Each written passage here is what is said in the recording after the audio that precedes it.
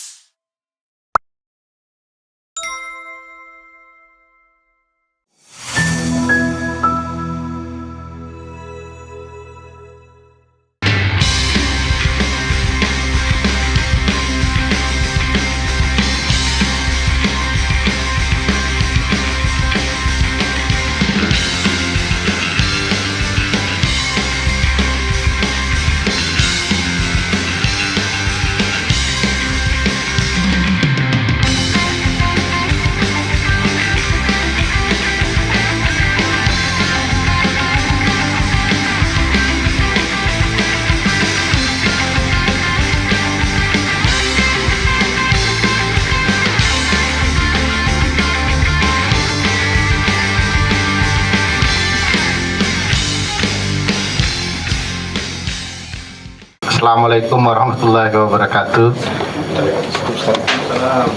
Teman-teman sekalian, saya ingin memulai dengan mengatakan bahwa ini semua adalah rangkaian kecurangan yang kami sebut sebagai kejahatan pemilu. Dia tidak terjadi hanya dalam input data, tetapi sudah terjadi dari hulu ke hilir kalau mau menggunakan istilah Pak Gibran.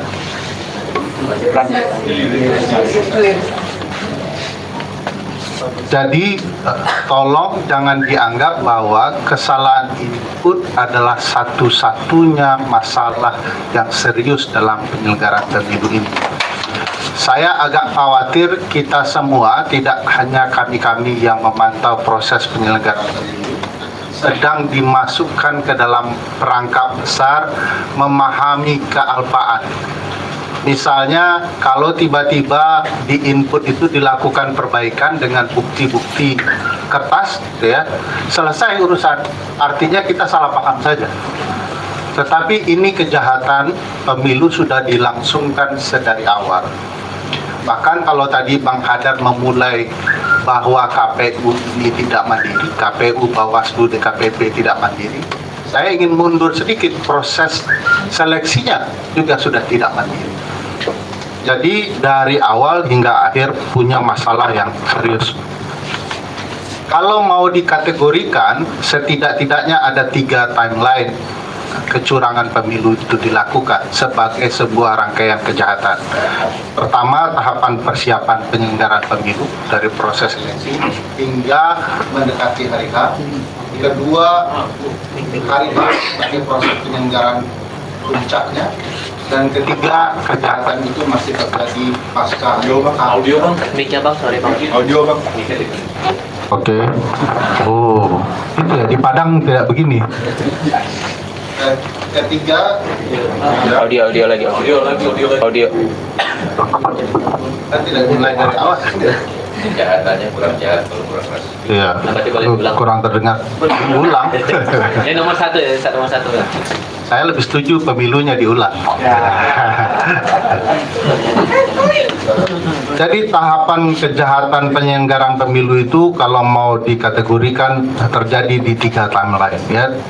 Curangan pada tahapan persiapan penyelenggaraan pemilu dari awal, bahkan dari proses seleksi hingga menuju hari H. Hari H sebagai puncak, dan ketiga pasca hari H, salah satunya dalam hal input data. Saya ingin menekankan kenapa kita tidak boleh terjebak hanya mengurus kecurangan di input, ya karena kekhawatiran input hanyalah permainan terakhir dari rancangan kejahatan pemilu ini. Begitu nanti dilakukan perbaikan, lalu kita bisa menerimanya. dan meminta kita semua harap maklum.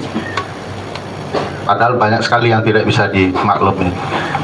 Kalau ingin kami lihatkan dalam berbagai sudut, tadi sudah ada beberapa teman-teman, Mas Wahyu di luar negeri, Bang Hadar tadi bicara berbagai hal, termasuk juga penginputan data.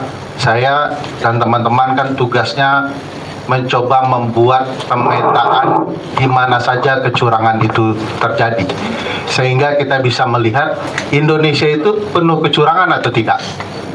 Nah, kalau teman-teman mengikuti berbagai hasil penelitian kami sudah menjelaskan kecurangan itu sudah bisa dilihat dari penunjukan pejabat kepala daerah dan bantuan gentong babi. Politik gentong babi itu sudah terjadi lama sekali ya di Amerika, dari tahun 1800-an ketika perbudakan masih terjadi. Politik gentong babi yang sama juga pernah terjadi di masa kolonial Belanda. Saya mau cerita begini. Politik gentong babi itu historikalnya, boleh ya Pak, sejarahnya. Itu daging babi yang diawetkan dan ditempatkan ke dalam gentong, lalu akan dilemparkan oleh tuan takur tanah, tuan penguasa tanah, majikan para budak kepada para budaknya. Lalu mereka memperebutkan itu, dan para budak berharap mendoakan kebaikan bagi takurnya, karena mereka sudah dapat makanan, jatah makanan. Dan inilah cara membujuk ya, agar mereka terus bisa bekerja sebagai budak-budak di masa itu. Hal yang sama pernah terjadi di era penjajahan, misalnya dengan politik etis ya, lalu kemudian dengan bagi-bagi makanan yang sama kepada orang kita yang dijajah. Dengan begitu mereka bisa tunduk kepada penjajah. Nah, kurang lebih konsep gentong babi itulah yang diterapkan dalam pemilu di banyak negara, termasuk di kita. Bansos dibagi-bagikan menuju hari H, ya, ada BLT yang dirapel, lalu ada jumlah yang meningkat, pembagian bansos beras, termasuk juga peningkatan gaji penyelenggara dan aparat pemerintah. Itu politik gentong babi. Ya, supaya Anda memaklumi kecurangan, kasih dulu insentif. Ya, untuk kemudian, kenapa Mbak? Mas Adar. Azan. Saya sudah dituduh sebagai anggota PKS, Mbak. Jadi sebagai orang yang tertuduh anggota PKS, saya ingin sih menghormati azan. Tadi gentong babi itu juga termasuk kepada bujuk rayu kenaikan insentif dana gaji bagi penyelenggara. Dilakukan bertahap juga. KPU terlebih dahulu, lalu kemarin Bawaslu, sebelumnya ada TNI, ASN, dan lain-lain. Nah, politik semacam ini tidak sehat bagi demokrasi. Tetapi ada sebagian kalangan memaklumi kalau itu adalah petahana.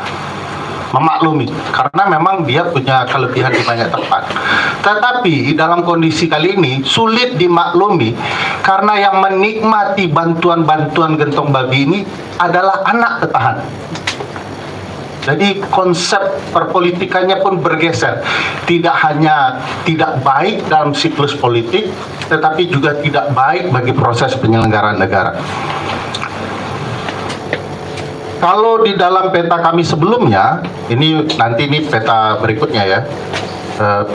Peta kami memperlihatkan ada 3 jenis aparat ya. Penyelenggara negara, presiden, menteri, kepala daerah, kepala desa, termasuk aparat keamanan, ikut di dalam proses upaya dukung-mendukung ini. Lumrahnya kalau kepala desa mendukung, maka dia harus diberikan sanksi oleh kepala daerah. Tetapi karena kepala daerahnya sudah ditunjuk oleh presiden, maka kemudian terjadi berbagai pemakluman.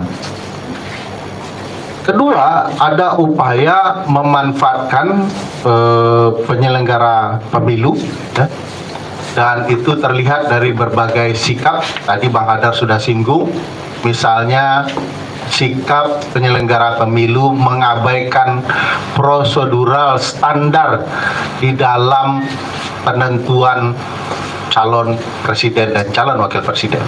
Contoh, harus ada PKPU, mereka malah memberlakukan PKPU surut ke belakang. Nah, ini istimewanya untuk anak raja, tidak terjadi kepada calon-calon yang lain. Dan ketiga, ada pemanfaatan program-program negara tertentu dengan alasan pembenaran. Misalnya program negara dibawa oleh menteri dan wakil menteri, dan kemudian program-program itu ujungnya adalah memilih 02. Yang ingin saya sampaikan terakhir adalah temuan kami di hari H. Jadi kan sudah 2 tahapan ya. 2 hari H.